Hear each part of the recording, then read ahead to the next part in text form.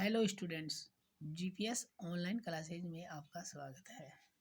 Social science के अंतर्गत हमारा चैप्टर पंचायती राज, इस चैप्टर का अपना रिवीजन चल रहा है।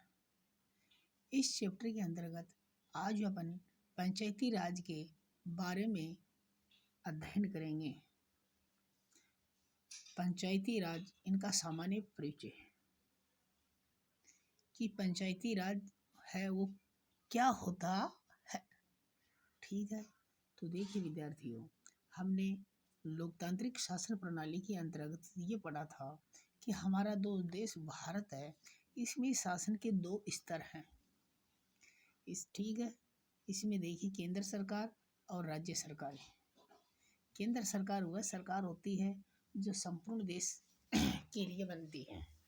राज्य सरकार अपने अपने अलग अलग राज्य स्तर पर होती है। ठीक है, इन दोनों प्रकार की शासन, जो केंद्र सरकार, राज्य सरकार है, इन दोनों को जो शक्तियाँ वो हमारे देश के संविधान से प्राप्त है। फिर इसके बाद में 1973वां संविधान संशोधन के द्वारा हमारे देश में पंचायती राज व नगरीय निकायों को जोड़ा गया था। तो यह पंचायती राज क्या होता है? तो देखिए विद्यार्थियों, हमारा देश जो भारत है, इसमें स्थानीय स्वशासन देश की शासन व्यवस्था में लोकतांत्रिक विकेंद्रीकरण का सशक्त माध्यम है। विकेंद्रीकरण की शासन की जो शक्ति है वह अनेक लोगों के हाथ में दे देना, अर्थात किसी एक व्यक्ति विशेष या एक स्तर की सरकार के पास में शासन की शक्ति न होकर के उनको अनेक प्रकार की सरकारों में बांट देना, विकेंद्रीकरण कर देना। ठीक है, सन 1992 में 73वें और 74वें संविधान संशोधन द्वारा स्थानीय स्वशासन संस्थाओं को संवैधानिक दर्जा दिया गया। ठीक है, स्थानीय स्वशासन से आशय स्थानीय स्तर के उस शासन से है जिसमें शासन का संचालन उन संस्थाओं द्वारा किया जाता है जो जनता द्वारा चुनी जाती है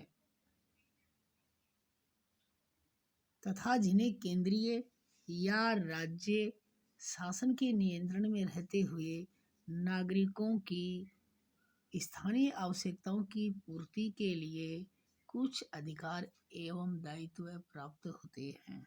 ठीक है, तो हम भारत में स्थानीय स्वशासन की संरचना ये 2 प्रकार की है। नंबर 1 नगरीय शासन व्यवस्था और दूसरी है ग्रामीण।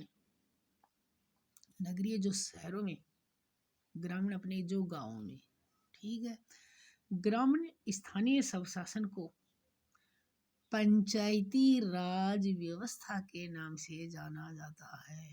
ठीक है विद्यार्थियों, अच्छी प्रकार से याद कर लेना कि ग्रामीण स्थानीय स्वशासन को पंचायती राज व्यवस्था के नाम से जाना जाता है। इसलिए स्थानीय लोगों की भागीदारी बढ़ाई गई है, क्योंकि पंचायती राज व्यवस्था के अंतर्गत इसमें जो स्थानीय लोग होते हैं इनकी ही भागीदारी होती है।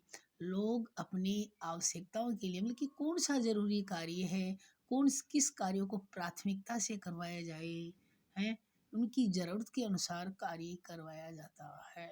इसमें लोगों में जागरूकता बढ़ती है, इसमें लोगों में अपने कार्य के प्रति सचेत रहना पड़ता है। इसमें अपने स्थानीय स्तर पर अपनी समस्याओं के बारे में जानकारी रहती है, इसलिए वो सही ढंग से अपने क्षेत्र विशेष में, अपने जो पंचायती क्षेत्र है इसमें सही ढंग से कार्य हो पाता है।